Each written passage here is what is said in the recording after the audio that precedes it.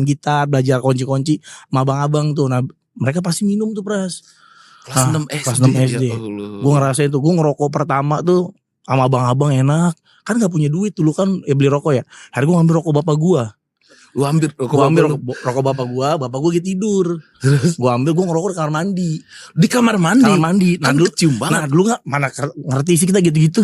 Lu isep tuh? Isep kamar mandi berak. Tiba-tiba pintu kamar mandi kebuka gini. Mukanya gini, mukanya begini. Ditendang berarti. Awalnya gini, ngerokok kamu ya? Gue enggak, demi Allah gitu. Lu bilang iya demi Allah. Tendang, wah kayak dipecut sama bapak gue pakai gesper. Gara-gara ketahuan ngerokok. Kan kita awal-awal ngerokok itu biasanya puyeng ya. Lu puyeng nggak? Enggak, lupa gue, kayaknya enak aja.